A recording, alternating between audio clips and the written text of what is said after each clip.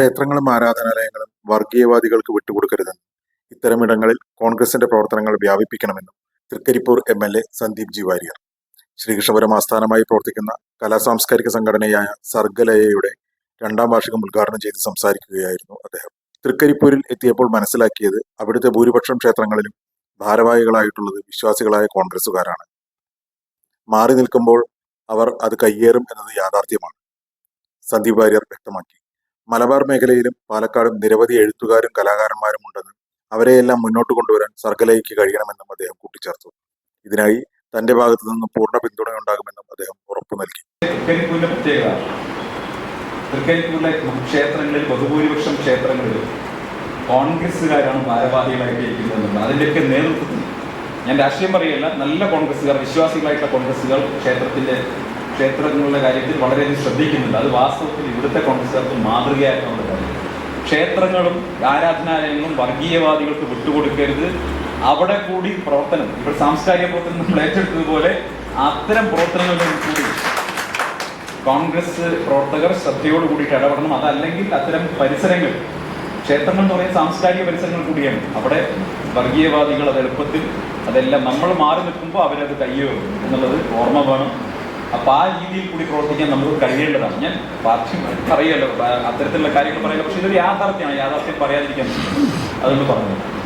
നമുക്ക് ഈ സാംസ്കാരിക പ്രവർത്തനം എന്ന് പറയുമ്പോൾ എനിക്ക് തോന്നുന്നു ഇപ്പോൾ നമ്മുടെ CR മഹേഷിന്റെ നേതൃത്വത്തിൽ വളരെ ഭംഗിയായിട്ട് കോൺഗ്രസ് ലീഡർഷിപ്പിൽ ഇത്തരത്തിലൊരു പ്രവർത്തനം നടന്നു വരുന്നുണ്ട്. എന്നാൽ പോലും ഈ നമ്മുടെ മലബാർ മേഖലയിലും പ്രത്യേകിച്ച് നമ്മുടെ ഈ പാലക്കാട് ജില്ലയിലുമൊക്കെ നമുക്ക് ഒരുപാട് കാര്യങ്ങൾ ചെയ്യാനുള്ള ഒട്ടേറെ കലാകാരന്മാരെ, സാംസ്കാരിക പ്രവർത്തകരെ, എഴുത്തുകാരെ ഒക്കെ മുന്നോട്ട് കൊണ്ടുവരാനും അവർക്ക് വേദികൾ എടുക്കാനും അവർക്ക് പബ്ലിഷ് ചെയ്യാനുള്ള ഒരു പ്ലാറ്റ്ഫോമുകൾ ഉണ്ടാക്കാനും ഒക്കെ നമുക്ക് സാധിക്കണം. അതിനു വേണ്ടിയിട്ടുള്ള എല്ലാ പ്രവർത്തനങ്ങൾക്കും, സർക്കാരിന്റെ എല്ലാ പ്രവർത്തനങ്ങൾക്കും എൻ്റെ പിന്തുണയുണ്ടാകും.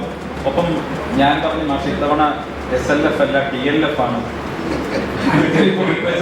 മാഷ് പറഞ്ഞ അത് പറ്റില്ല, ഇവിടുത്തെ പരിപാടി കൂടി വേണമെന്ന് പറഞ്ഞു. എന്തായാലും ഈ SLFന്റെ ഒപ്പവും ഞാൻ ഉണ്ടാകും എന്ന് ഉറപ്പ് നൽകിക്കൊണ്ട് ചടങ്ങിൽ സർഗലയ പ്രസിഡന്റ് ഉണ്ണികൃഷ്ണൻ കരിമ്പുഴ അധ്യക്ഷനായിരുന്നു. ഉണ്ണി കരിമ്പുഴ രചിച്ച മേലൂക്കരയിലെ വിശേഷങ്ങൾ എന്ന നോവലിന്റെയും ഓമന ടി കരിമ്പുഴ രചിച്ച പ്രണയനിലാക്കിളികൾ എന്ന കവിതാ സമാഹാരത്തിന്റെയും പ്രകാശനം മുതിർന്ന മാധ്യമപ്രവർത്തകനും സാഹിത്യ നിരൂപകനുമായ KC നാരായണൻ, കഥകളി നടനും സംഗീതജ്ഞനുമായ സദനം K ഹരികുമാറിന് നൽകി നിർവഹിച്ചു.